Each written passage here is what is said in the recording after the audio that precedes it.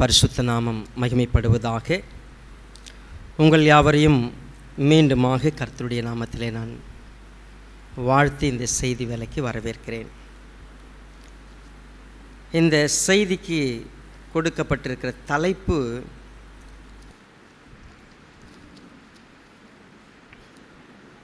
இன்றைக்கு நீ என்னுடனே கூட பரதேசில் இருப்பாய். இந்த செய்தியினுடைய தலைப்பு இன்றைக்கு நீ என்னுடனே கூட பரதேசில் இருப்பாய். லூக்கா எழுதின சுவிசேஷம் 23வது அதிகாரம் 43வது வசனம் இப்படியாக இருக்கிறது. இயேசு அவனை நோக்கி, இன்றைக்கு நீ என்னுடனே கூட பரதேசில் இருப்பாய் என்று மெய்யாகவே உனக்கு சொல்லுகிறேன் என்றார். கர்த்தருடைய வார்த்தையை கேட்க நம்ம ஆயத்தப்படலாம். கண்களை மூடி நாம் செபிப்போம். பரிசுத்த பிதாவே, கிருபை நிறைந்த எங்கள் நல்ல தகப்பனே, இந்த வார்த்தையை ஆசீர்வதித்து கொடுங்க. சிலுவைக்கு முன்பதாக அமர்ந்து தியானிப்பது எங்களுடைய வாழ்க்கையில் ஒவ்வொரு நாளுடைய அங்கமாக இருந்தாலும், இன்றைக்கு நாங்கள் இன்னும் நேரம் எடுத்து உம்மை உற்று கவனிக்க எங்களுக்கு உதவி செய்யுங்க. எங்களுடைய வாழ்க்கையில் இன்றைக்கு கேட்கிற இந்த வசனங்கள் ஆசீர்வாதமான ஒரு வசனங்களாக, எங்களை மாற்றக்கூடிய ஒரு வார்த்தையாக, ஜீவனுள்ள வசனங்களாக இருக்கிற கிருபை எண்ணி பார்த்து எங்களை ஒப்புக் கொடுக்குறோம். ஆசீர்வதித்து கொடுங்கப்பா. எங்கள் இருதயங்களை திறந்து தாங்க. உம்முடைய மகிமை எங்களை ஆளுகை செய்யட்டும். மீட்பெரும் இரட்சகருமாக இருக்கிற கர்த்தராகிய இயேசு கிறிஸ்துவின் நாமத்தில் தாழ்மையோடு வேண்டிக் கொள்ளுகிறோம் நல்ல பிதாவே, ஆமென்.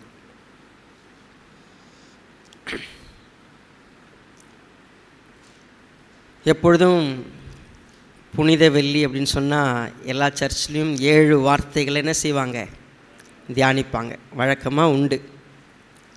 ஆனால் நாம் இன்றைக்கி ஒரே ஒரு வார்த்தையை மாத்திரம் தியானிக்க போகிறோம். 7 வார்த்தையும் தியானித்தா அப்புறம் நீங்கள் இன்றைக்கி வீட்டுக்கு போக முடியாது. சரி, 7 வார்த்தை இல்லை, இது ஒரு வார்த்தை. இந்த வார்த்தையை நம்ம கொஞ்சம் கவனிக்கணும் அப்படின்னு சொன்னால், இன்றைக்கு நீ என்னுடனே கூட பரதேசில் இருப்பாய் என்று கர்த்தராகிய இயேசு கிறிஸ்து சொன்னார். எப்போ சொன்னார்? யாரிடத்தில் சொன்னார்? 7 வார்த்தையில் 2வது வார்த்தையாக எப்பொழுதும் எல்லாராலும் கணக்கிடப்பட்டு பேசப்படுகிற ஒரு வார்த்தை. கர்த்தராகிய இயேசு கிறிஸ்து தாம் நியமிக்கப்பட்டபடியே, தீர்மானிக்கப்பட்டபடியே சிலுவை மரணத்துக்கு தன்னை ஒப்பு கொடுத்தார். லூக்கா எழுதின சுவிசேஷம் 23 இந்த 23வது அதிகாரத்தில்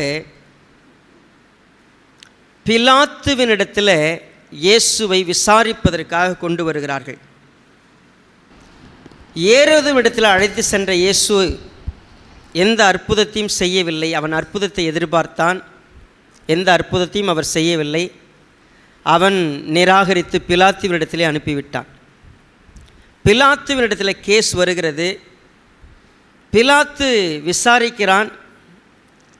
சொல்லப்பட்ட குற்றங்களிலே முகாந்திரம் இல்லை என்று சொல்லி இயேசுவை விடுதலையாக்க விரும்புகிறான். பொதுவாக நீங்கள் இந்த சூழ்நிலையை புரிந்து கொள்வதற்கு பின்னணி உங்களுக்கு தெரிந்திருக்க வேண்டும். இது யூதேயா தேசம். யூதேயா என்பது ஒரு தேசம். அந்த தேசத்தை யூத மக்கள் ஆளுகை செய்யவில்லை. ரோமர்கள் வந்து குடியேறி அவர்களை ஆட்சி பிடித்து அவர்களை அடக்கி ஆண்டு கொண்டிருக்கிறார்கள். இப்போ சொல்லப்போனால் தமிழ்நாட்டில் நம்ம தமிழகத்துக்கு நாம் ஒரு சில முதலமைச்சர், அமைச்சர்கள், அதிகாரிகளை ஏற்படுத்தி வச்சுருக்கிறோம். யூதேய தேசத்தில் இருந்த அதிகாரிகளும் ராஜாக்கள் யாராக இருந்தாலும் அவர்கள் யூதர்கள் அல்ல. அவர்களை ஆண்டவர்கள் அத்தனை பேரும் ரோமர்கள். ஸோ ரோமர்கள் அரசாளும் பொழுது உள்ளூர் மக்கள் மத தலைவர்கள் இருந்தாங்க, அதிகாரிகள் இருந்தாங்க. அவங்க வெறும் மத தலைவர்கள்.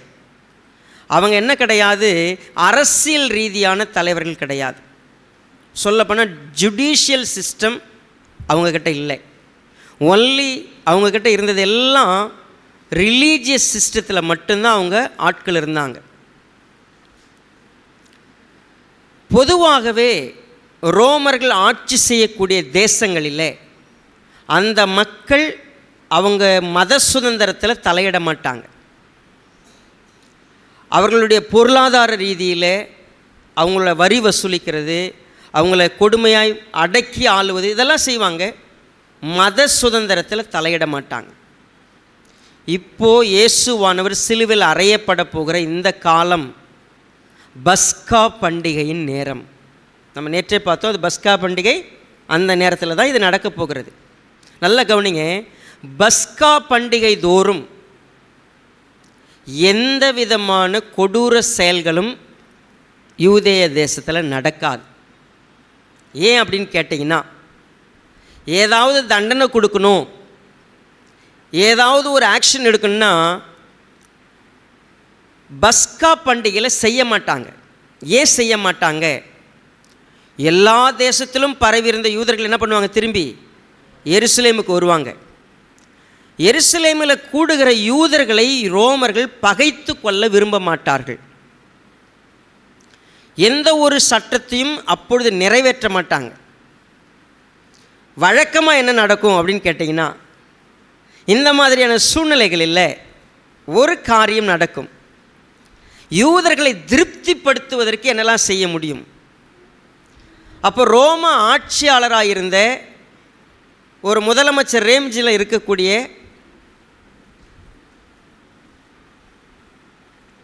ஒரு அதிகாரி என்ன முடிவெடுக்கிறார்? 23வது அதிகாரத்தில் 17வது வசனம் பாருங்கள். பண்டிகை தோறும் அவர்களுக்கு ஒருவனை அவன் விடுதலையாக்குவது அவசியமாயிருந்தபடியால் அப்படி சொன்னான். பாருங்க, பிலாத்துவுக்கு பண்டிகை தோறும் மக்களை சந்தோஷப்படுத்துவதற்கு எப்பேற்பட்ட குற்றம் செய்தவனையும் விடுதலை செய்து மக்கள் தலைவனாக அல்லது மக்களுக்கு பரிச்சயமான ஒருத்தரை விடுதலை செஞ்சு யூதர்களை தங்களுக்கு சம்பாதித்து கொள்வது வழக்கம். ஸோ அப்படிப்பட்ட வழக்கத்தின்படி செய்யக்கூடிய சூழ்நிலையில் மக்கள் என்ன செய்கிறாங்க, நிர்பந்திக்கிறாங்க. என்ன நிர்பந்திக்கிறாங்க? 21வது வசனம். அவர்களோ அவனை சிலுவையில் அறையும் சிலுவையில் அறையும் என்று கூக்குரலிட்டார்கள். அடுத்த வசனமும். அவன் 3ஆம் தரம் அவர்களை நோக்கி, ஏன் இவன் என்ன பொல்லாப்பு செய்தான்? மரணத்துக்கு ஏதுவான குற்றம் ஒன்றும் இவனிடத்தில் நான் காணவில்லையே. ஆகையால் நான் இவனை தண்டித்து விடுதலையாக்குவேன் என்றான்.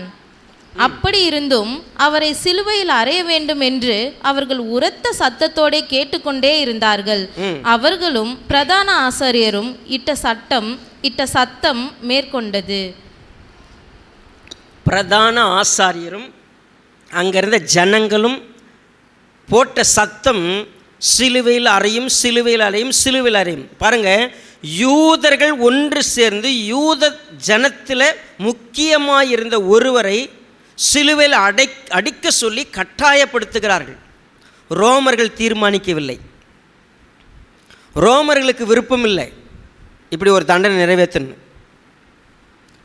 யூதர்கள் எங்களுடைய விருப்பத்துக்கு இதை செய்யுங்க, சட்டத்தில் இதில் இடம் இல்லைப்பா, அவர் மேலே குற்றம் இல்லைப்பா, நான் தண்டிக்க முடியாதுப்பா, பரவாயில்ல, நாங்கள் விரும்புகிறதை நீ செய்ய வேண்டும், கட்டாயம் பண்ணாங்க.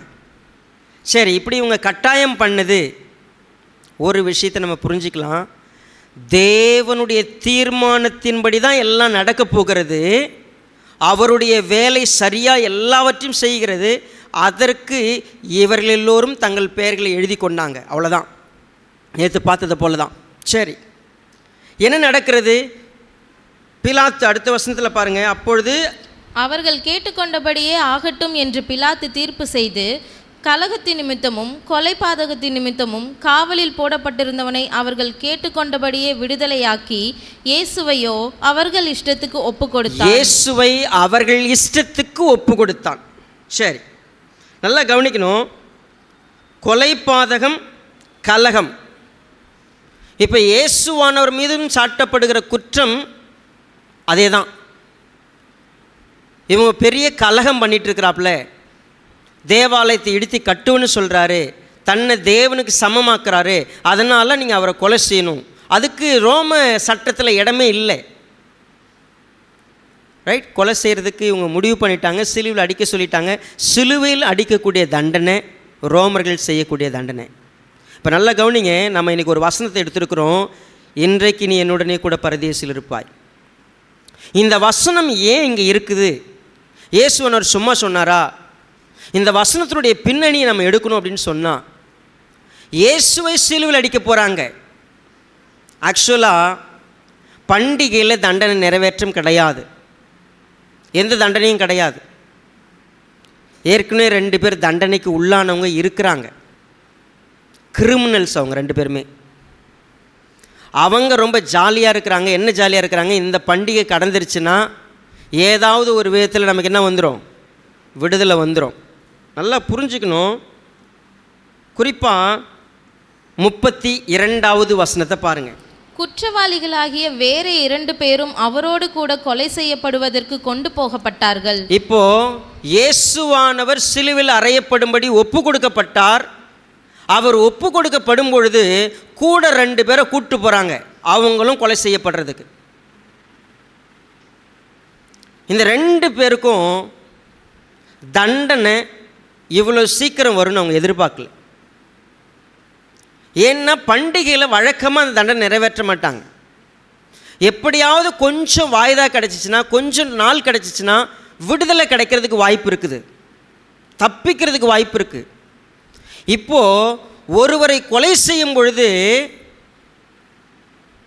ஒருத்தர் தூக்கில் போடும்போது இன்னொருத்தர் 2 பேரையும் இவங்களையும் சேர்த்து போட்டுருங்க அப்படின்னா, நீங்கள் நினைக்காதீங்க இந்த வசனம் நம்ம இப்படிலாம் தியானிக்கிறதே இல்லை.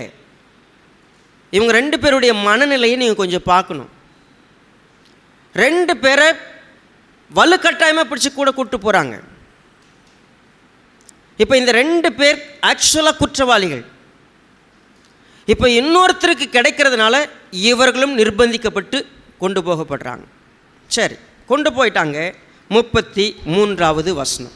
கபாலஸ்தலம் என்று சொல்லப்பட்ட இடத்தில் அவர்கள் சேர்ந்த பொழுது அங்கே அவரையும் அவருடைய வலது பக்கத்தில் ஒரு குற்றவாளியையும் அவருடைய இடது பக்கத்தில் ஒரு குற்றவாளியையும் சிலுவைகளில் அறைந்தார்கள். பாருங்க, 3 பேரும் சிலுவையில் அறைகிறார்கள். சிலுவையில் அறைகிற ஒரு தண்டனை குறிப்பாக இந்த கல்வர்களுக்கு கிடைக்க வேண்டிய தண்டனையான்னு கேட்டால், ஆக்சுவலாக கொலை குற்றத்திலையோ கலகத்திலையோ கொடூரமான குற்றவாளிகளுக்கு தான் அந்த தண்டனை. கொடூரமான குற்றவாளிகள். இவங்க என்ன செஞ்சுருந்தாங்கன்னு வரலாறு சொல்லுகிறதுன்னு பார்த்தீங்கன்னா, இவங்க மறைந்திருந்து கொள்ளையடிக்கிற கூட்டத்தில் இருந்த நண்பர்கள் 2 பேர். குறிப்பாக ரோமர்களுக்கு விரோதமாக நடந்து கொண்டவர்கள் இவங்க யூதர்களுக்கு விரோதமாக அவங்க யூதர்கிட்ட கொள்ளடிச்சிருக்கிறாங்க. ஆனால் இவர்கள் தேசத்தினுடைய நலனில் பாதிப்பை ஏற்படுத்தின 2 பேர். ஆக்சுவலாக இவங்க 2 பேரும் சிலுவையில் அறையப்பட வேண்டியவங்களன்னா வேறு விதமான தண்டனைக்கு ஆளாக வேண்டியவங்க. பட் இயேசுவானவருக்கு சிலுவை நியமிக்கப்பட்டதுனால கூட இவங்க 2 பேருக்கும் சிலுவை கிடச்சிச்சு. இப்போ ஆக்சுவலாக ஒருத்தர் தண்டனை வாங்கும்போது கூட எனக்கு தண்டனை கிடைக்குதுன்னா அதுவே வருத்தம். இன்னும் சொல்லப்போனால் அவருக்கு கிடைக்கிற தண்டனையே எனக்கு கிடைக்குதுன்னா இன்னும் கஷ்டம். சிலுவையில் தொங்குறதுனா ஈஸி இல்லை, ஸ்லோ டெத். அது டக்குன்னு சுட்டு போடுறதோ இல்லை கழுத்தறுத்து போடுறதோ ஈஸி, 1 செகண்டில் செத்துடலாம். ஆனால் சிலுவை தண்டனைங்கிறது கொடூரமான தண்டனை. அந்த கொடூர தண்டனை என்பது கைகள் கால்களில் ஆணியினால் மரத்தில் அறையப்பட்டு நிர்வாணமாக்கப்பட்டு அவமானப்படுத்தப்பட்டு எல்லா மக்களும் வேடிக்கை பார்க்குற அளவுக்கு போய் தொங்கணும். சாதாரண சிலுவை. இந்த 2 கல்வர்களுடைய மனமும் உண்மையாகவே மிகுந்த அவங்களுடைய உள்ளம் நெருக்கப்பட்ட ஒரு சூழ்நிலை. ஏன்னா கொஞ்ச நாள் எப்படியோ தப்பிச்சிடலான்னு எதிர்பார்க்குறப்போ திடீர்னு இப்போ ஒரு தண்டனை வருது ஒருத்தருக்கு. அந்த தண்டனை வரும்போது அவரை தனியாக அறையக்கூடாதுங்கிறதுக்காக எங்களையும் சேர்த்து அறைய போகிறாங்க, அதுவும் சிலுவையில் அறைய போகிறாங்க. ரொம்ப வருத்தமான ஒரு சூழ்நிலை. ஸோ இந்த 2 பேரும் கொண்டு போய் அறையிறாங்க. அப்படி அறையும் பொழுது இவரை கொண்டு போகிறாங்க இல்லையா, அவரை சிலுவையில் அறியும்போது இந்த சூழ்நிலையில் நடந்தவைகளை நம்ம கொஞ்சம் கவனமாக பார்க்கணும். இந்த லூக்கா 23 27வது வசனத்தை பாருங்கள்.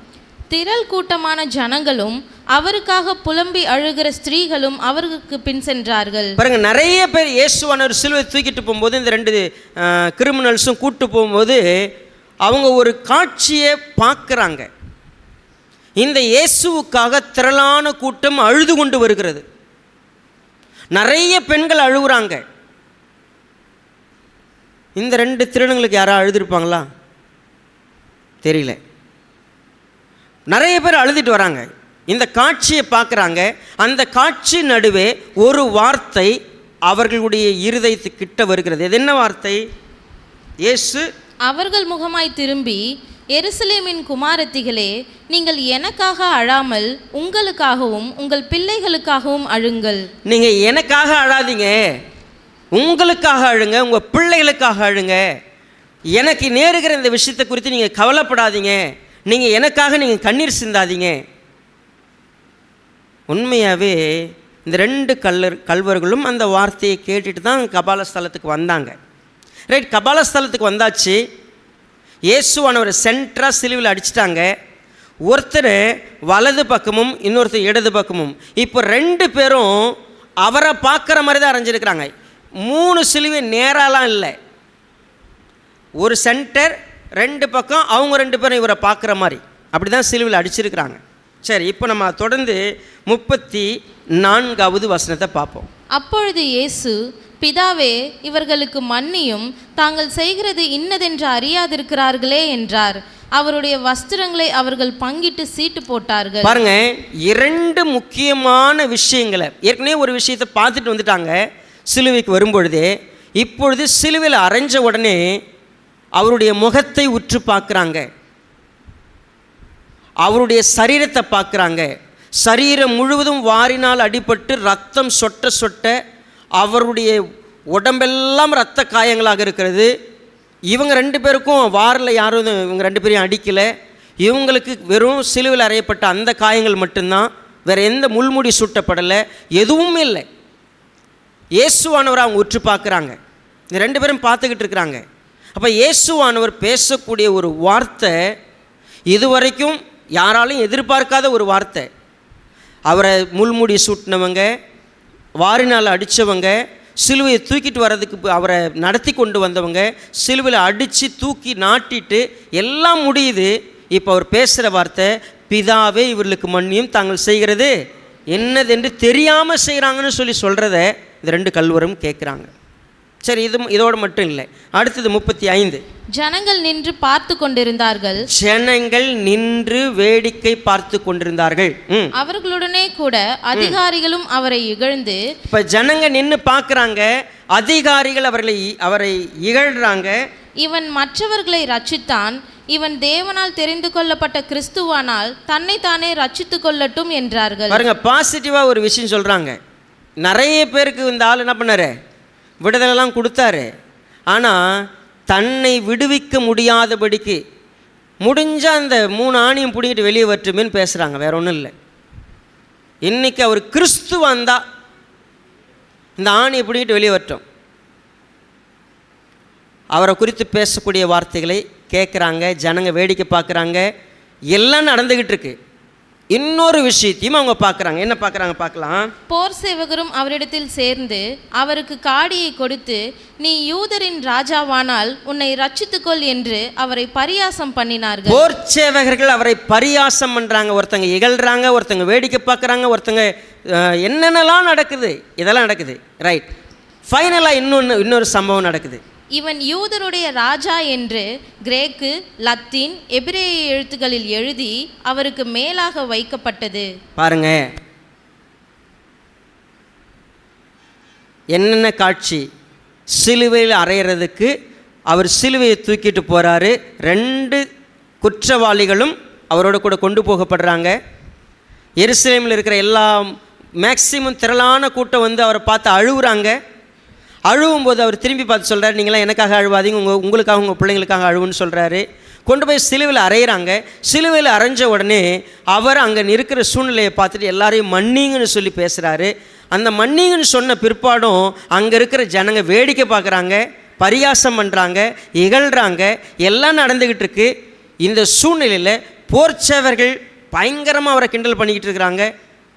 ஒரு காட்சி இந்த 2 பேருடைய கண்களும் பார்க்கும்படியாய் அவருடைய தலைக்கு மேலாக ஒரு காரியம் எழுதி வைக்கப்படுகிறது. ஒரு துண்டு சீட்டு வைக்கப்படுகிறது. ஒரு சின்ன பிரசுரம் இருக்கிறது, இவன் யூதருடைய ராஜா. 3 மொழி, 3 மொழியிலும் எழுதி வைக்கப்பட்டிருக்கிறது, ஒரு மொழி இல்லை. ஒருவேளை இந்த கள்ளர்கள் இந்த 3 மொழியில் ஏதோ ஒரு மொழியை பேசுகிறவங்க. எத்தனையோ காட்சிகள் அவங்களுடைய கண்ணுக்கு முன்னால் இருக்குதுங்க. போர்ச்சவர்கள் பரியாசம் பண்ணிக்கிட்டு இருக்கிறாங்க, காடியை கொடுக்குறாங்க, வஸ்திரத்தை பங்கிடுறாங்க, சிலுவையில் போட்டு ஆணி வச்சு அடிச்சிருக்கிறாங்க, வாரினால் அடிச்சிருக்கிறாங்க. அவர் சுமந்து வரும்போது ஜனங்க அழுகுறாங்க, அதிகாரிகள் பரியாசம் பண்ணுறாங்க, நீ கிறிஸ்துவானால் இப்போ இறங்கிவான்னு சொல்லி பேசுகிறாங்க. எல்லாம் நடந்துக்கிட்டு இருக்கு. இப்போ 2 கல்வர்களில் ஒருத்தன் என்ன பேசினான்னு அடுத்த வசனம் சொல்லுது. அன்றியும் சிலுவையில் அறையப்பட்டிருந்த குற்றவாளிகளில் ஒருவன், நீ கிறிஸ்துவானால் உன்னையும் எங்களையும் ரட்சித்துக்கொள் என்று அவரை இகழ்ந்தான். இப்போ விஷயம் தெரியாதவனா இந்த கல்வனை வேதம் நமக்கு அறிமுகம் செய்யவில்லை. இவங்க எல்லாரும் பேசினதில் அவனுக்கும் ஒரு உடன்பாடு இருக்கிறது.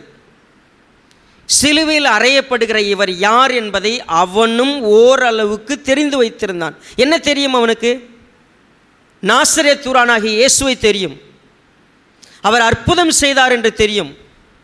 அவர் அநேகரை விடுதலை செய்தார் என்று தெரியும். அவர் ஏன் இப்பொழுது இந்த இடத்துல நிற்கிறார் என்பதும் தெரியும் அவனுக்கு. எல்லா விவரங்களும் தெரியும் பொழுது அவன் சொல்லுகிறான், நீ கிறிஸ்துவானால் உன்னை முதலாவது ரட்சித்துக்கொள், என்னையும். ஒருவேளை அவன் இப்படி பரிகாசம் பண்ணுறதுக்கு காரணம் என்னன்னு நீங்கள் ஒருவேளை நிதானிச்சிங்கன்னா, இப்போ அவன் யார் பக்கம் தெரியுமா நிற்கிறான்? கீழே இருக்கிற எல்லா அதிகாரி பக்கம் நிற்கிறான், போர்ச்சேவன் பக்கம். ஏன் போர்ச்சேவன் சொன்ன அதே வார்த்தை தான் அவனும் சொல்கிறான். ஏன் தெரியுங்களா அப்படி சொன்னான்? ஒருவேளை நான் இப்படி பேசினா ஒருவேளை என்ன சிலுவையில் என்ன பண்ணிடலாம், இறக்கிடலாம். நான் இப்போ எந்த கூட்டம் பெரிய கூட்டமாக இருக்குதோ, ஜெயிக்கிற கூட்டமாக இருக்குதோ, அந்த பக்கம் நான் நிற்கணும். நான் எப்படியாவது தப்பிச்சுக்கணும். அவனுடைய வார்த்தையில் பரியாசம் இருக்கிறது. அவனுடைய வார்த்தையில் ஒருவேளை தப்பிக்கிறதுக்கான எல்லா கபடமும் அதுக்குள்ளே இருக்குது. அவன் அப்படி தான் பேசுகிறான். நீ கிறிஸ்துவானா அதை செய்யலாமே, நீ கிறிஸ்து கிடையாது. வாய்ப்பு கிடைக்கிறது அவனுக்கு, ஒரு வாய்ப்பு. அவனுக்கு அந்த கொல்கதாவில் போய் சாக விருப்பம் இல்லை, மரணத்தை சந்திக்கிறதுக்கு விருப்பம் இல்லாமல் எப்படியாவது இப்போது அந்த அதிகாரிகள் கேட்க மாட்டாங்களா, இப்போ நான் கூட உங்கள் பக்கம்தான் சொல்கிறதுக்கு அவன் பேசுகிறான். 2 கல்வர்களும் அவரை பார்ப்பதற்கான வாய்ப்பு இருந்தது, அவர் பேசுவதை கேட்பதற்கான வாய்ப்பு இருந்தது, அவரை கிட்ட அவரோட பக்கத்தில் இருக்கிறதுக்கான வாய்ப்பு இருந்தது. அந்த வாய்ப்பில் இன்னொரு கல்வனை குறித்து சொல்லப்படுகிற விஷயங்கள் தான் இன்றைக்கு நம்முடைய வாழ்க்கையில் மிக மிக முக்கியமாக இருக்க வேண்டிய ஒரு விஷயம். ரட்சிப்பு என்பது, மனந்திரும்புதல் என்பது, விடுதலை என்பது எல்லாருடைய வாழ்க்கையிலும் அற்புதமாய் நடக்கிற ஒரு விஷயம். Listen carefully. இவ்வளோ நேரம் நீங்கள் அறிமுகத்தை தான் கேட்டுட்டு வந்தீங்க. இந்த இடத்துல கொஞ்சம் நின்று இப்போ சொல்லப்படுற வார்த்தையில் கொஞ்சம் கவனம் செலுத்தலாம். ஒருத்தர் ரட்சிக்கப்படுறாங்க அப்படின்னு சொன்னால் அது ஒரு அற்புதமான நிகழ்வு. என்ன அற்புதமான நிகழ்வு? ஆவிக்குரிய வாழ்க்கையில் மரித்து கிடக்கிற ஒருவன் ஜீவன் பெறுவது தான் ரட்சிப்பு. அந்தகாரத்தின் பிடியில் இருக்கிற ஒருவன் ஒளியினிடத்துக்கு வருவது தான் ரட்சிப்பு. ஒரு மனிதன் இந்த உலகத்தன்மையிலிருந்து மாறுபட்டு தேவத்தன்மைக்குள்ளாய் தன்னை ஒப்பு கொடுக்கிற இடம்தான் ரட்சிப்பு. ஒவ்வொருத்தருக்கும் ரட்சிப்பு ஒவ்வொரு விதமாக நடக்கும். எல்லாருக்கும் ஒரே விதமாலாம் நடக்காது. ஒவ்வொருத்தவங்க ரட்சிக்கப்படுறது ஒவ்வொரு இடமா இருக்கும். பவுல் திடீர்னு மத்தியான வேலை சடிதியில் ஒரு வெளிச்சம் வந்துச்சு. அவர் சத்தத்தை கேட்டார், அவர் இயேசுவை ஏற்றுக்கிட்டார். திடீர்னு 40 நாள் குழந்தை செத்து கீழே அப்படி கையில் கிடக்கிறான். அந்த சம்பவத்தை பார்க்குறாரு, கர்த்தர் பேசுகிறாரு, ஒருத்தர் ரட்சிக்கப்படுறார். ஒருத்தர் அப்படியே நடந்துக்கிட்டு போகும்போது ஒரு பாட்டு சத்தம் கேட்குது. அந்த பாட்டு சத்தத்தை கேட்டு இந்த பாட்டு ஏதோ எனக்கு சொல்லுதுன்னு சொல்லி இயேசுவை உத்து பார்க்க ஆரம்பிக்கிறாரு. அவர் வாழ்க்கையில் ரட்சிப்பு வருது. இங்கே உட்காந்துருக்குறீங்களே, நம்ம எல்லாருமே ரட்சிக்கப்படுறது ஒரு விசேஷமான ஒரு நேரத்தில். நம்ம 20-25 வருஷமாக சர்ச்சில் உட்காந்துருப்போம், பாட்டு பாடியிருப்போம், பைபிள் வாசித்திருப்போம், எல்லாம் நடந்திருக்கும். ஆனால் அந்த மகிமையான ரட்சிப்பு என் வாழ்க்கையில் உண்மையாக வந்திருக்குமான்னு கேட்டால் ஒரு சிலருக்கு அது இல்லாமல் இருக்கலாம். ஒருவேளை இன்னைக்கு அந்த நாளாக கூட இருக்கலாங்க. உங்களுக்கு ரட்சிப்பு அப்படிங்கிறது எப்பொழுது அது ரட்சிப்புங்கிறத நீங்கள் முதல்ல புரிஞ்சிக்கணும். ரட்சிப்பு வரும்னா இந்த ப்ராசஸ் இருந்தால் தான் அது ரட்சிப்பு. ஏங்க சர்ச்சுக்கு வாங்க, வந்துடுவாங்க சர்ச்சுக்கு. சர்ச்சில் உட்காந்துப்போம். இயேசுவானவர் எனக்கு ஏதாவது அற்புதம் செய்வார், நான் வேண்டிக்கிறத நிறைவேற்றுவார், சர்ச்சுக்கு வருவோம். எங்கள் அப்பா அம்மா கூப்பிட்டாங்க, அதனால் சர்ச்சுக்கு வருவேன். எங்கள் அப்பா கிறிஸ்தவர், எங்கள் அம்மா கிறிஸ்தவம், நான் சர்ச்சில் இருப்பேன். எனக்கு வேறு வேலை இல்லைன்னா சர்ச்சுக்கு வருவேன். எனக்கு எல்லாம் சாதகமாக இருந்துச்சுன்னா சர்ச்சில் இருப்பேன். இதெல்லாம் வேறு. நான் சர்ச்சிலே உட்காந்துருந்தாலும் பல வருஷமாக சொன்னாலும் இங்கே வந்த உடனே என் கண்ணை நான் சொர்க்க விட்டு நான் என்ன பண்ணிவிடுவேன், நான் சொர்க்கத்தையே பார்த்துக்கிட்டு இருப்பேன். சரி, நேரடியாக நான் அங்கே போயிடுவேன். இந்த வசனம்லாம் நான் என்ன பண்ண மாட்டேன், கேட்க மாட்டேன். இப்படி தான் நிறைய பேர். இப்போது இந்த இடத்துல இரண்டாவது நபர் எங்கிருந்து ஆரம்பிக்கிறார்னு கொஞ்சம் கவனிச்சிங்கன்னா பாருங்க, 23 அடுத்த வசனம். மற்றவன் அவனை நோக்கி நீ இந்த ஆக்கினைக்குட்பட்டவனாய் இருந்தும் தேவனுக்கு பயப்படுகிறதில்லையா? எனக்கு ரொம்ப ஆச்சரியமாக இருக்குது. என்ன அப்படின்னு கேட்டிங்கன்னா, அவன் ஆக்கினை தீர்ப்புக்குள்ளாக்கப்பட்ட ஒரு நபர். 2 பேரும் தண்டிக்கப்பட்ட குற்றவாளி. அவர்களை குற்றவாளி, கிரிமினல் என்று எழுதப்பட்டிருக்கிறது. கிரிமினல்னு சொன்னால் அக்கிரமக்காரர். இன்னும் வேதம் சொல்லுது, அவர் அக்கிரமக்காரரில் ஒருவராக எண்ணப்பட்டார் என்று எழுதியிருக்கிறபடி 2 கல்வர்களுக்கு மத்தியில் என்ன பண்ணப்பட்டார், அவர் சிலுவையில் அறையப்பட்டார். அது வேத வாக்கியம் நிறைவேற்றும். அது அக்கிரமக்காரனா என்ன, ஏதோ பை ஆக்சிடெண்ட்டாக தப்பு பண்ணவங்க இல்லை, பிளான் பண்ணி பண்ணவங்க, இன்னும் குரூயலாக நடந்தவங்க. ஸோ அவங்களுடைய வாழ்க்கையில் இப்பொழுது அவர்களுக்கு கொடுக்கப்பட்டிருக்கிற தண்டனை உச்சபட்ச தண்டனையாக இருந்தாலும் இந்த தண்டனைக்கு அவங்க பாத்திரவான்கள். இந்த தண்டனை பெறும்பொழுது அட்லீஸ்ட் மனசளவில் குத்தப்பட்டிருக்கணும். ஒரு நிமிஷம் நிதானிக்கலாமா? நம்ம வாழ்க்கையில் எல்லாம் சுமூகமாக போயிட்டுருக்கும்பொழுது நமக்கு பெருசாக எதுவும் தெரியாது. நம்ம நினைக்கிறபடி எந்த ஆபத்தும் கிடையாது, எந்த பிரச்சனையும் கிடையாது, எந்த போராட்டமும் இல்லை, அப்படின்னு நார்மலாக போயிட்டுருக்குறோம். ஏதோ ஒன்று நம்முடைய வாழ்க்கையில் ஸ்ட்ரக் ஆகுது. அந்த இடத்துல கூட நம்ம உள்ளம் குத்தப்படலைன்னா எழுதிங்க, உங்களால் ரட்சிப்பை பார்க்கவே முடியாது. உங்கள் உள்ளத்தில் செஞ்சது மனசாட்சியில் உறுத்தலை, நீங்கள் பண்ண விஷயம் ஆமாம் இது தப்பு தான், தப்புன்னு தெரியாமலே பண்ணிக்கிட்டு இருக்கிறேன், தெரிஞ்சும் கூட பண்ணிக்கிட்டு இருக்கிறேன், முடிவு வந்துருச்சு, அதுக்கு ஒரு இடத்துல கர்த்தர் அடிக்கிறார் அப்படின்னா அந்த இடத்துல எனக்கு என்ன வேணும்னா ஒரு உறுத்தல் வேணும். சே, என் தப்புக்கு தான் இதெல்லாம் நடந்திருக்கலாம்.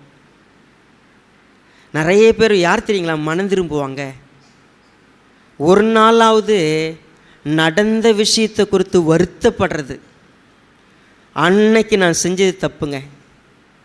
நீங்கள் யோசேப்பினுடைய உதாரணத்தை கொஞ்சம் கவனித்து பார்ப்பீங்களா? யோசேப்பினுடைய சகோதரர்கள் அவன் என்ன பண்ணாங்க தெரியுங்களா? குழியில் தள்ளிட்டாங்க, கொலை செய்ய முயற்சி பண்ணாங்க, குழியில் தள்ளினாங்க, எடுத்து விற்றாங்க. விற்றுட்டு கொண்டு போய் சட்டையை கொண்டு போய் அவங்க அப்பாட்ட காமிச்சு ஒரு துஷ்ட மிருகம் அடிச்சிருச்சு, அவன் செத்துட்டான், அவன் அவ்வளோதான் முடிச்சிட்டாங்க கதையை. ஒரு நாள் அநியாயமாக அவங்க வாழ்க்கையில் ஒரு தண்டனை வரும்போது அவங்களுக்கு ஞாபகம் வந்துச்சு, இதெல்லாம் நடக்கிறதுக்கு காரணம் என்ன? எங்கள் சகோதரனுக்கு நாங்கள் பண்ண துரோகம் தான் இதெல்லாம் எங்களுக்கு திரும்ப கிடைக்குது. பார்த்தீங்களா, ஒரு உணர்வு, நான் செய்த ஒரு விஷயந்தான் இதுக்கெல்லாம் காரணம். ஆக்சுவலாக ரட்சிப்பு யாருக்கு வரும்? நான் ஒரு குற்றவாளி என்று எண்ணுகிற எந்த மனிதனுக்கும் அவன் ரட்சிக்கப்படுறதுக்கு ஃபஸ்ட் ஸ்டெப் எடுத்து வச்சிடறான். நான் பாவி தான், நான் தப்பு தான் பண்ணியிருக்கிறேன், என் வாழ்க்கையில் இந்த தப்பு இருக்கிறதுக்கு வாய்ப்பு இருக்குது. சரிங்களா? உங்களுக்கு நல்லா புரிஞ்சுங்க, கடைசி வரைக்கும் மனுஷன் ஒத்துக்கவே மாட்டான். எதை தெரியுமா? நான் பாவின்னு. அங்கே தாங்க ரட்சிப்புக்கு நம்ம தடையாக நிற்போம். நான் என்னுடைய அறியாமையினால் நான் அறிஞ்சோ நான் செஞ்சிருக்கிறேன்னு ஒத்துக்கிறதுக்கு அவனுடைய மனசாட்சி விட்டு கொடுக்காது. ஏன்னா சுயநீதி பெருசாக இருக்கும், நம்மளுடைய சுய ஞானம் பெருசாக இருக்கும். இந்த கல்வனுக்கு இப்போ அவன் கவனித்து வந்த விஷயங்கள் ஒரு பக்கம் இருக்கட்டும், இயல்பாகவே அவன் யார் தெரியுமா? இந்த ஆக்கினை தீர்ப்பு வந்த பொழுது என் மனசுக்குள்ளே பயம் வந்துருச்சு. இதுக்கு முன்னாடி வரைக்கும் கொஞ்சம் திமிர்த்தனமாக இருந்தேன். இப்போ முதல் கல்வன் என்னவாக இருந்தான்? ஆக்கினை தீர்ப்புக்கு உட்பட்ட பிற்பாடு நான் ரோம போர்ச்சவர்களோடு சேர்ந்து பேசினா, பரியாசம் பண்ணா, எனக்கு ஏதாவது ஒரு லூப் ஹோல் கிடைக்குமா, பாடுறான் நம்மளை மாதிரியே பேசுகிறான், அவனை இறக்கி விடுங்கடா அப்படின்னு சொல்கிறதுக்கு வாய்ப்பு கிடைக்குமான்னு யோசிக்கிற இடத்துல இருந்தான். இன்னும் கூட தான் பண்ணது தப்புன்னு நினைக்கவே இல்லை. சிலுவையில் அறையப்பட்ட பிற்பாடு கூட தான் குற்றவாளின்னு ஒத்துக்கவே இல்லை. ஆனால் இந்த குற்றவாளி, நான் பண்ண பாவம் இன்னைக்கு இந்த தீர்ப்பு வந்திருக்குதா, உண்மையாகவே நான் தேவனுக்கு பயப்படணும். தேவனுக்கு பயந்து இப்பொழுதாவது நான் செஞ்சதெல்லாம் தப்புன்னு உணரணும். நல்லா புரிஞ்சுக்கங்க. இப்போ இயேசுவானவர் இல்லாத பட்சத்தில், அங்கே இயேசுவானவரே இல்லை, இவங்க சிலுவையில் அறையப்பட்டிருக்கிறாங்க. அவன் இயேசு இல்லாத ஒரு அந்த கல்வனை நீங்கள் நினச்சி பாருங்கள், சிலுவையில் அடிச்சிட்டாங்க அவனை. அவன் மனசில் தெரியுமா சொல்லியிருக்கோம், இத்தனை வருஷமாக நான் பண்ண பாவத்துக்கு கிடைச்ச தண்டனை இது. அவன் உணர்ந்து பார்த்து செத்து போயிருப்பான். இயேசுக்கு அவனுக்கு சம்மந்தம் இருக்காது. சே, நான் பண்ண தப்புக்கு எனக்கு இப்படி ஒரு தண்டனை கிடச்சிச்சில அப்படின்னு போயிருப்பான். இப்போ இயேசுவானவர் அங்கே இருக்கிறார். இப்போ அவன் பேசுகிற அடுத்த வார்த்தை என்ன தெரியுமா? அடுத்த வசனத்தை பாருங்க. நாமோ நியாயப்படி தண்டிக்கப்படுகிறோம். பாருங்க, நமக்கு கிடைச்ச தண்டனைக்கு நியாயம் இருக்கிறது. நான் தப்பு பண்ணேன், எனக்கு தண்டனை, எனக்கு நான் செஞ்ச அக்கிரமத்துக்கு பதில் கொடுக்கப்பட்டிருக்குது. ஆனால் நாம் நடப்பித்தவைகளுக்கு தக்க பலனை அடைகிறோம், இவரோ தகாதது ஒன்றையும் நடப்பிக்கவில்லையே என்று அவனை கடிந்து. என்னங்க அறிவு அவனுக்கு? இயேசுவானவர் தகாதது ஒன்றையும் நடப்பிக்கவே இல்லை. அப்போ இயேசுவானவரை பற்றி அவனுக்கு தெரியுமா தெரியாதா? ஏதோ சிலுவையில் திடீர்னு வந்து இயேசுவை அவன் பார்க்கலைங்க. இயேசுவானவர் அவருடைய வாழ்க்கை முழுக்கம் தகாதது ஒன்றையும் அவர் நடப்பிக்கலைங்கிறது அந்த கல்வனுக்கும் தெரியும், இந்த கல்வனுக்கும் தெரியும். இயேசுவானவர் யார்? அவர் என்ன செஞ்சார்? ஒட்டுமொத்த ஜனக்கூட்டம் அழுதுகிட்டு இருக்குது அவருக்காக நின்று கீழே நின்றுட்டு, நிறைய பேர் வேடிக்கை பார்த்து. ஆனால் ஒரு கூட்டம் அவரை பரிகாசம் பண்ணுகிறது, அவரை அவமானப்படுத்துகிறது, அவரை எப்படியாவது அவரை கொன்றுவிட வேண்டும் துடித்து கொண்டிருக்கிற இன்னொரு கூட்டம். இந்த கல்வன் சொல்கிறான், அவர் என்ன பாவம் செஞ்சார்? அவர் எந்த பாவத்தையும் செய்யலையே. இந்த நேற்று நைட்லேருந்து இந்த மத்தியானம் வரைக்கும் அவர் நடத்தின இடத்துலலாம் இவன் ஒருவேளை இருந்திருக்கலாம். குற்றவாளிகள் இயேசுவானோட கொண்டு இழுத்தும்போது அந்த 2 குற்றவாளிகள் நிறுத்தியிருந்துக்கலாம் கூட. எல்லா இடத்துலையும் வேடிக்கை பார்த்துருந்துருப்பான். அவர் எப்படி நடந்துக்கிட்டாரு, அவர் என்னெல்லாம் செஞ்சுருக்கிறாரு. இப்போ வந்து நின்று எனக்காக நீங்கள் அழாதீங்க, உங்களுக்காக உங்கள் பிள்ளைங்களுக்காக அழுகுன்னு சொன்னார். பிதாவே இவர்களுக்கு மன்னியும், தாங்கள் செய்கிறது என்னதென்று அறியாதிருக்கலான்னு சொல்கிறாரு. எப்படிப்பட்டவர்?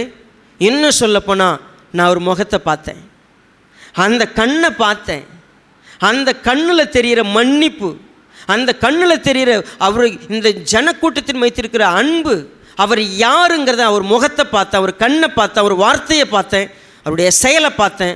இன்னும் சொல்லப்போனால் இவர் யாருன்னு நான் புரிஞ்சுக்கிறேன் தெரியுமா? இவர் யாருன்னு நான் தெரிஞ்சுக்கிறேன் தெரியுமா?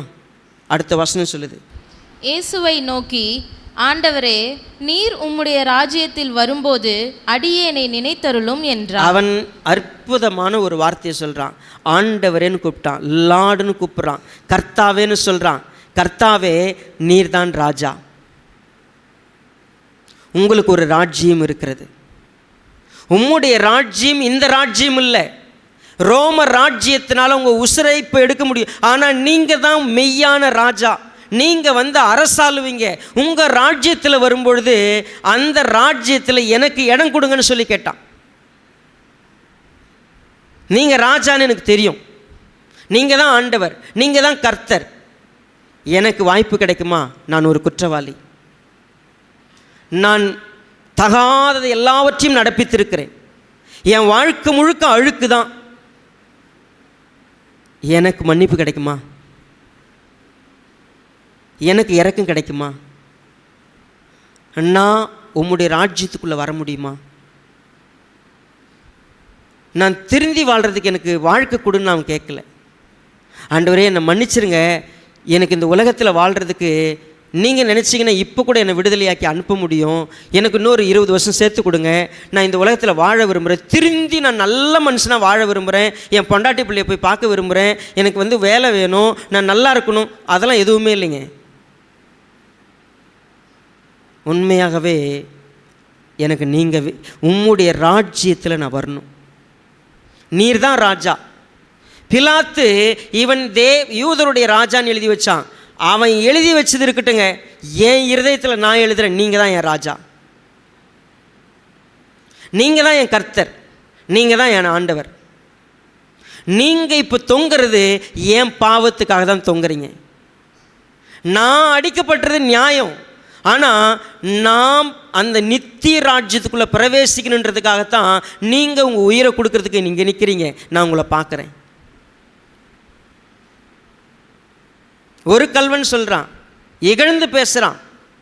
அவன் பேசக்கூடியதில் எந்த நியாயமும் இல்லை. அவன் சொல்லக்கூடிய வார்த்தைலாம் மிக பொல்லாக்கான ஒரு வார்த்தை. அவனுக்கும் இயேசுவுக்கும் என்ன சண்டை? அவனுக்கும் இயேசுவுக்கும் என்ன ஒரு தவறான சம்பாஷணைகள் இருந்தது? எதுவுமே இல்லை. போகிற போக்கில் யாரை வேணால் திட்டிட்டு போகலாம்ல.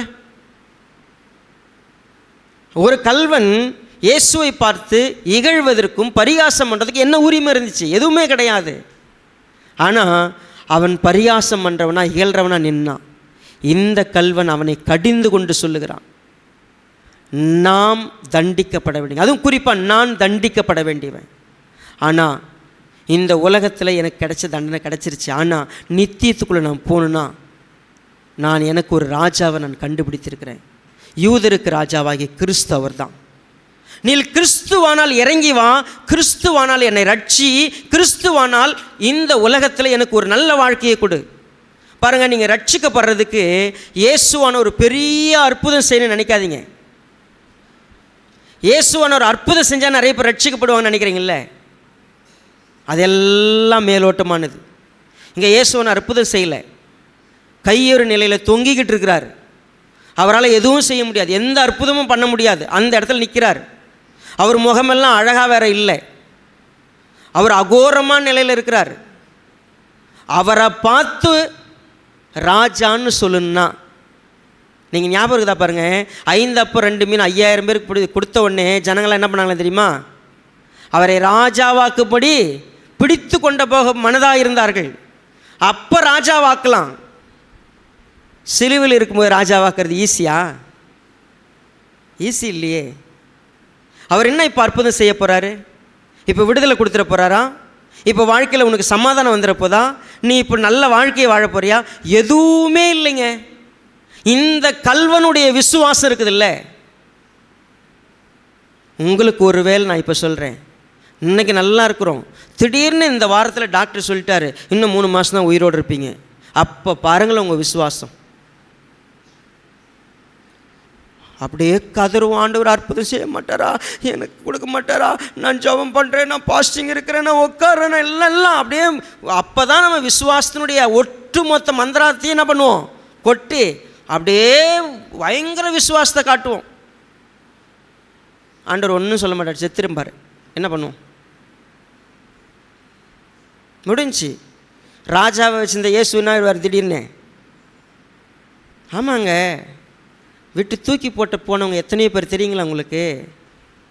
மறுதளிச்சுட்டு போனவங்க நிறைய பேர். உங்களுக்கு ஒரு வேளை அற்புதம் நடக்கலைன்னா அவர் ராஜாவாக இருக்கவே முடியாது. உங்கள் வாழ்க்கையில் நீங்கள் நினைக்கிறது நடக்கலைன்னா அவர் ராஜா கிடையாது. நீங்கள் விரும்புகிற வாழ்க்கை இல்லைன்னா அவர் ராஜா இல்லை. ஆனால் உண்மையாக ரட்சிப்பு எடுத்துறீங்களா? உங்களுக்கு கொடுத்தா நீங்கள் அவரை புகழ்வீங்க, கொடுக்கலன்னா மனம் கசந்துட்டு போயிடுவீங்க. அதெல்லாம் ரட்சிப்பே கிடையாது. எதிர்மா ரட்சிப்பு, நான் உண்மையாகவே பாவிங்க, நான் ரொம்ப மோசமானவன், என் வாழ்க்கையில் நான் தண்டிக்கப்பட வேண்டியவன், நான் என்னை அருவருத்து என்னுடைய அருவருப்பு நீங்கி என்னை பரிசுத்தத்தில் கொண்டு போய் சேர்க்கிற ஒருத்தர் தான் என் ராஜான்னு எப்போ நான் இயேசுவை சிலுவையில் உத்து பார்க்குறனோ அப்போ தான் எனக்கு ரட்சிப்பு. 7 வார்த்தை இயேசுவானவர் பேசுகிறான்னு நம்ம தியானிக்கிறேன்ல, அதில் சென்டர் பாயிண்ட் எது தெரியுங்களா? இந்த வசனம்தான். ரட்சிப்புக்காகத்தான் இயேசுவானவர் சிலுவையில் தொங்கினார். அந்த கடைசி நிமிஷத்தில் அந்த கிடைச்ச கேப்பில் ஒருத்தன் போய் கெஞ்சுறான், ஒரு ப்ரேயர் வைக்கிறான். ஆண்டவரே, உம்முடைய ராஜ்யத்தில் இது வரும்போது அடியேன்னு என்ன பண்ணுங்க, நினச்சிக்கங்க. ரொம்ப தாழ்மையான ப்ரேயர். அவர் ஆண்டவர்னு கூப்பிட்றான். தன்னை ரொம்ப தாழ்மையாக, நான் ஒன்றும் கிடையாது, என்னை கொஞ்சம் நினைக்க முடியுமா, எனக்கு இடம் கொடுங்கன்னு கூட கேட்கல, என்னை கொஞ்சம் நினச்சிக்கங்க. எவ்வளோ தாழ்மை தெரியுமா? மனம் உடைந்த ஒரு பாவி, அவருடைய வார்த்தையெல்லாம் தாழ்மையாக இருக்கும். உண்மையாகவே நொறுங்கினுடைய வார்த்தை ரொம்ப ஹம்பிளாக இருக்கும், திமிர்த்தனமாக இருக்காது. உண்மையாகவே என்கிட்ட பெருமை இருக்காது. நான் சிலுவையை பார்த்தனாவே நொறுங்கி விழுந்துருவேன். சிலுவையை பார்த்ததுலேருந்து நான் என்ன அருவருப்பேன். ஆக்சுவலாக நான் உங்களுக்கு அநேக முறை சொல்லியிருக்கிறேங்க. நான் ரட்சிக்கப்பட்ட விதத்தை மறுபடியும் நான் நினைவு கூர்றேன். என்ன தெரியுமா? நான் எப்போ என்னை உத்து பார்த்தாலும் இந்த மாதிரி ஒரு கேவலமான பிறவி இந்த உலகத்தில் பெறக்கூடாதுன்னு நினைப்பேன். என் பையன் செத்தவனே நான் நினச்ச வார்த்தை இது மட்டும்தான். கடவுளே உங்களுக்கு ஸ்தோத்திரம், நான் ரொம்ப நன்றி சொல்கிறேன். ஏன் தெரியுமா? என்ன மாதிரி இன்னொரு ஜீவன் இருக்கக்கூடாதுன்னு நீங்கள் முடிவு பண்ணிட்டீங்க. இந்த உலகத்திலே ஒஸ்ட்டு ஃபெயிலியர்னால் நான் தான். என்ன மாதிரி இன்னொரு ஜீவன் வேணான்னு தானே எடுத்துட்டீங்க அப்படின்னு நினைப்பேன்.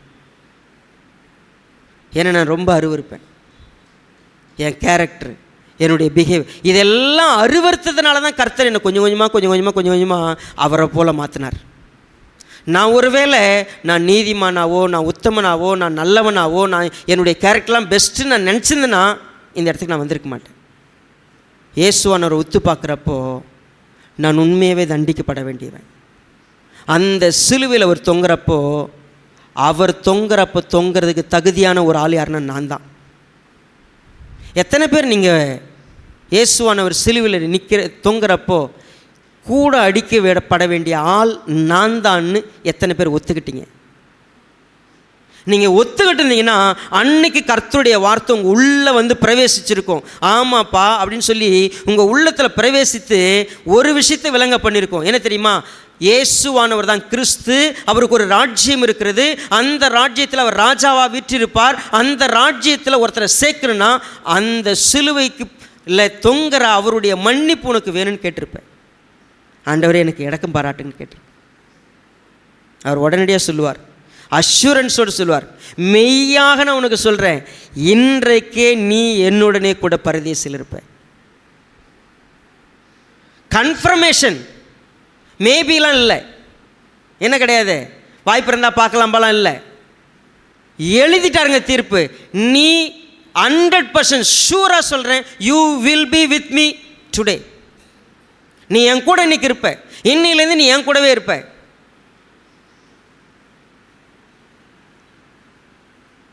ஆண்டவராக இயேசு கிறிஸ்து ரட்சிப்பை எப்பேற்பட்ட பாவியும் சுத்திகரித்து நீ ஏன் கூட இருப்புன்னு சொல்கிற இந்த வார்த்தை இருக்குல்ல, இந்த வார்த்தையை பெற்றுக்கொள்கிறதுக்கு எத்தனையோ பேர் சிலுவை பக்கத்தில் இருந்தாங்க, அதிகாரிகள் இருந்தாங்க, சீஷர்கள் தூரமாக நின்னாங்க, ஸ்திரீகள் அழுதுகிட்டு இருந்தாங்க, போர்ச்சவர்கள் குத்துறதுக்கு பார்த்துட்டு இருந்தாங்க.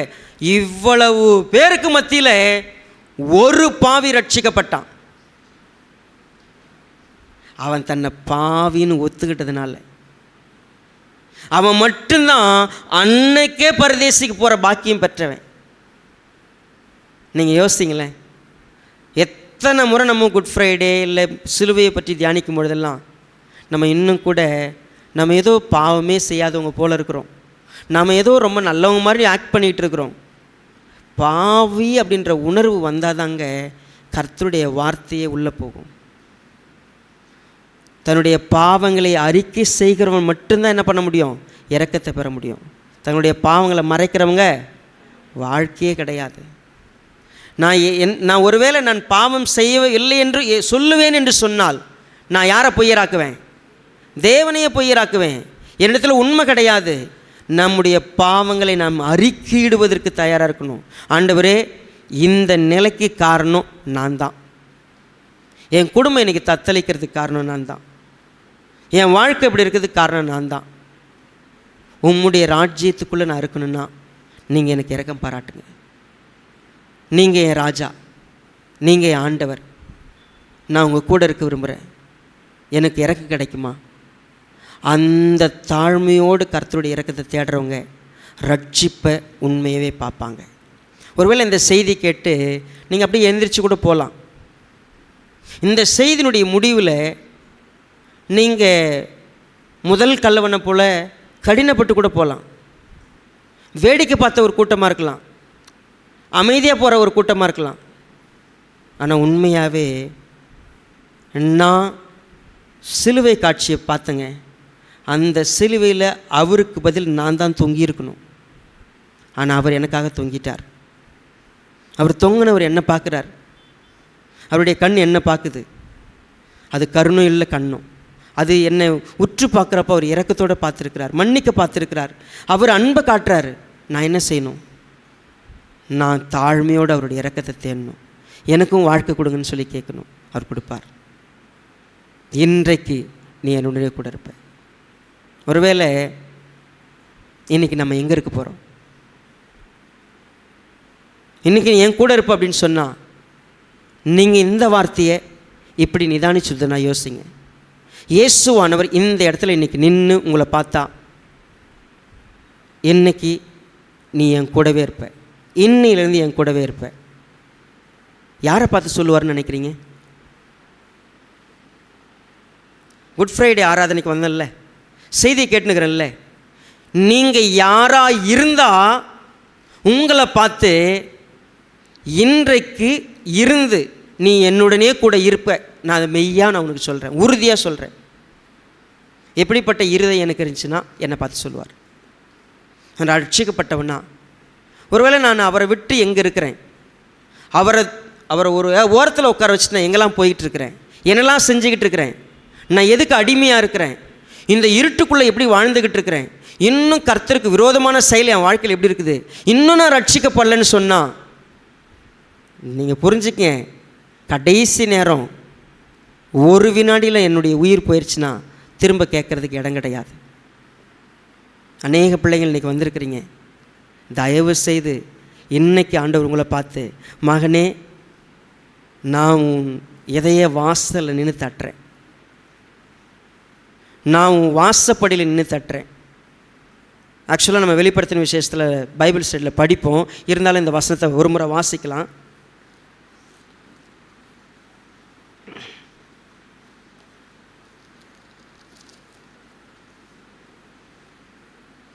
வெளிப்படுத்தின விசேஷம் 3வது அதிகாரம் 19வது வசனத்தை வாசிங்க.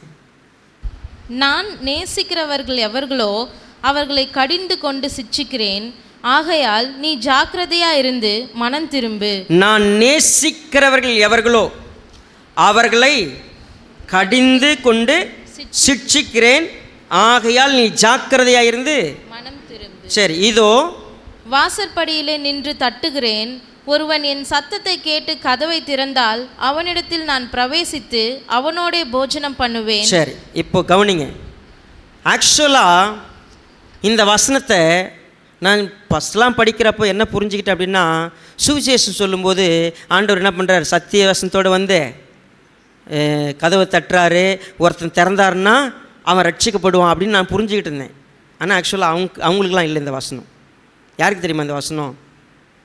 ரட்சிக்கப்பட்டவன். ஆனால் அவரை வெளியே தள்ளிட்டு இவன் உள்ள வேற எல்லாத்தையும் வச்சுங்கிறான்.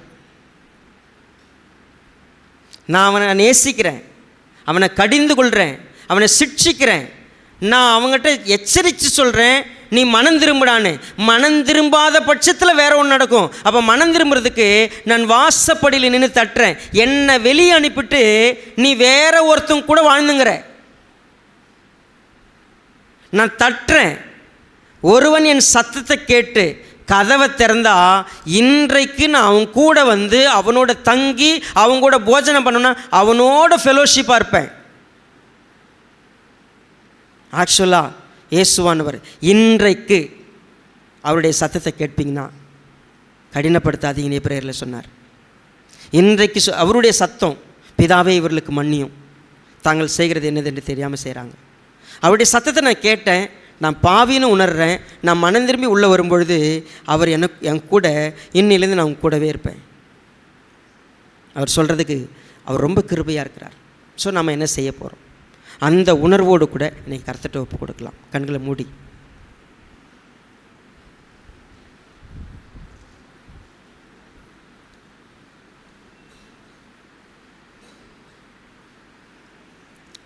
இந்த வார்த்தையெல்லாம் ஏதோ வேலைக்கிறத்தை நேர போல போயிடக்கூடாது.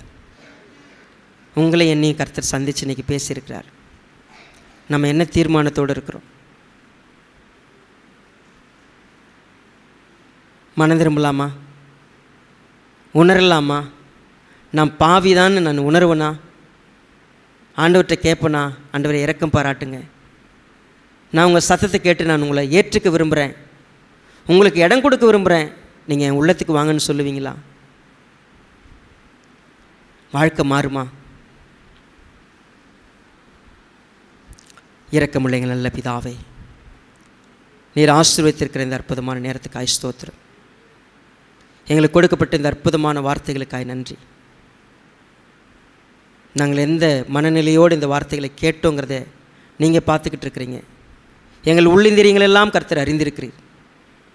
ஆண்டவரே, எங்களுடைய தீர்மானங்கள் உங்களுக்கு பிரியமாக இருக்கட்டும், எங்களுடைய வார்த்தைகள் உங்களுக்கு பிரியமாக இருக்கட்டும், எங்களுடைய ஜெபம் உங்களுக்கு பிரியமாக இருக்கட்டும். எங்களுடைய ஜெபம் உண்மையாக இருக்கிற பட்சத்தில் இதோ நான் வந்து அவனோட வாசம் பண்ணுவேன், அவனோட போஜனம் பண்ணுவேன்னு நீங்கள் சொன்னீங்களே, அது எங்கள் வாழ்க்கையில் நிறைவேறட்டும். கர்த்தாவை உதவி செய்யுங்க. உங்களுடைய வார்த்தைக்காய் நன்றி செலுத்துகிறோம். ஆசீர்வதிங்க. இயேசு கிறிஸ்துவின் விலையேற பெற்ற நாமத்தில் தாழ்மையோடு ஒப்பு கொடுக்கிறோம் நல்ல பிதாவே. ஆமென்.